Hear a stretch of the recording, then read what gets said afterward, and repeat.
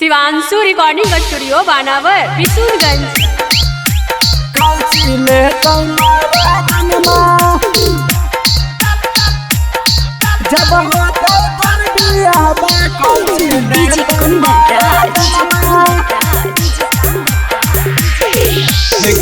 हारे में लुटा बहाही छौड़ी सब खा जनमा।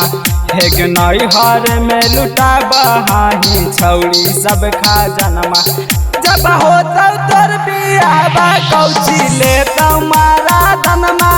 जब होता तोर बियाहबा कौची ले तुम्हारा दनमा। दानी को ना करहाही छौड़न से बहनमा। हेग दानी को ना करहाही छौड़न से बहनमा। जब होता तोर बियाहबा कौची ले तुम्हारा दनमा। जब होता तोर बियाहबा कौची ले तुम्हारा दनमा। कौची ले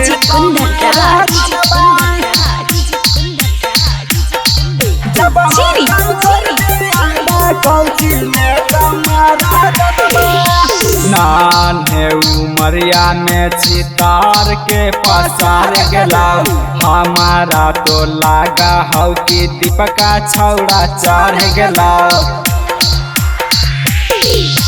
नान्हे उमरिया में चितार के पसार गेला।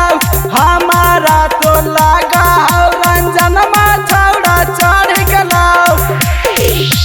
लहंगा में रोज रोज रोपवा वही धनमा। हेग लहंगा में रोज रोज रोपवा वही धनमा। जब होता तोर बियाहबा कौची ले तुम्हारा धनमा। जब होता तोर बियाहबा कौची ले तुम्हारा धनमा।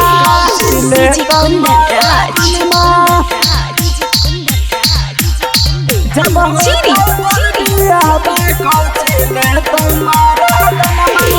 हजारी लाल से रोजे रोज मिसवा वही गाल गे।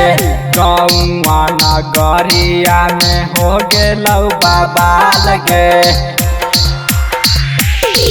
हजारी लाल से रोजे रोज मिसवा वही गाल गे।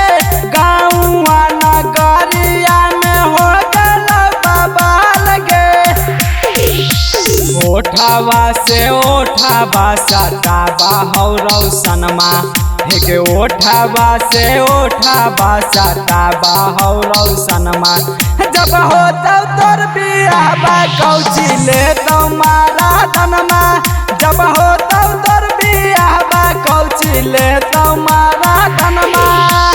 शिवांशु रिकॉर्डिंग स्टूडियो बानावर बिशुनगंज।